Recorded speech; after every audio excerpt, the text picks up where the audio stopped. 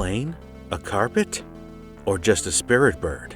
This game follows one of the most incredible years in video game history, with titles like Ico, Metal Gear Solid 2: Sons of Liberty, Halo, SSX Tricky Pro Skater 3, and Grand Theft Auto 3, to mention a few.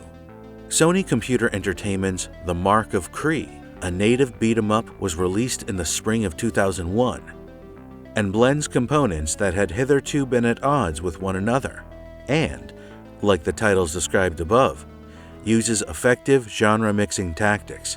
San Diego Studios' action-adventure game was released exclusively for PlayStation 2. Rise of the Kasai, which was published in April 2005, was the game that followed it. We have a very small request. If you like our content, please support us by subscribing to our channel. This is a small click for you, but for us, it means a lot. Thank you. Let's begin.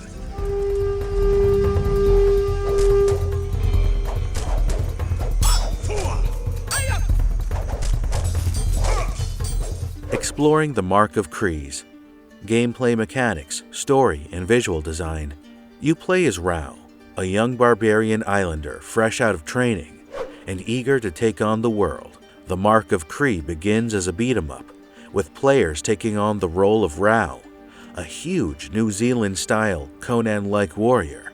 Rao is accompanied by Kuzo, the family spirit bird, a friend who aids Rao by triggering doors and ladders and interpreting old texts during his travels. Kuzo is a strategic asset, since he gives a first-person viewpoint on impending risks from a bird's-eye view. Rao can sneak across the enemy-infested territory, slashing off skulls and piercing guards with arrows. When your cover is revealed, as it undoubtedly will be, and the horde of thugs surrounds you, Rao can block from any angle, and with a few swings of his sword, Tayaha, or axe, he can clear the area and reposition himself. The fighting mechanism is, without a doubt, unique and original. Enemies can be chosen in groups or individually. Press and swerve R3 to select enemies, or press R3 again to deselect them. Mastering it takes time, and it can be a tad bit challenging at times. The Mark of Kree is a typical third-person action game in many respects. You clear targets, fighting opponents and solving puzzles one after the other. As you progress through the levels, you'll be given numerous challenges to fulfill, which will unlock rewards once you've done them. The game's bonuses range from combat arena access to concept drawings and new outfits. Here's some fun trivia for all of you watching. One of the costumes unlocked from the arena resembles Arnold Schwarzenegger's character Conan from the movie Conan the Barbarian, during the stealth scene nearing the end of the movie. Former Disney and Don Bluth animators make up part of the crew behind the Mark of Kree, and it certainly shows.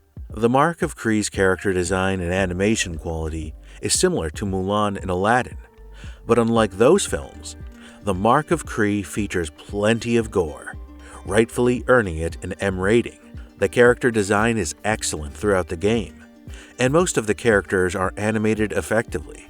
The cutscenes are pre-rendered video, but most of them appear to have been done nearly as easily in-engine.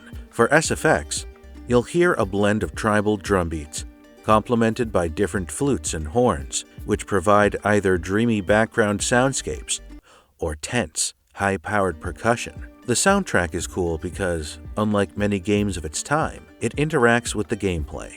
The game reacts to your actions with sound, whether you choose a weapon, target an adversary, or are spotted by an enemy.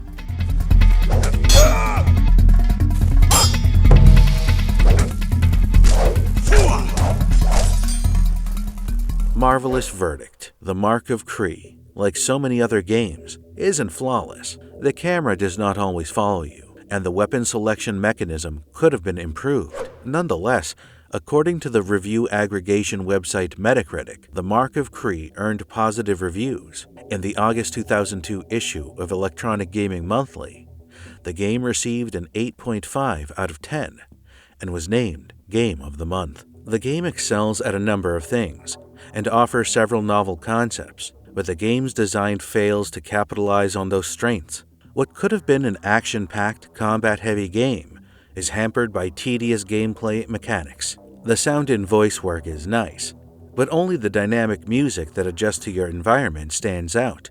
The soundtrack is appropriately spooky when it needs to be, and it works nicely with the gameplay.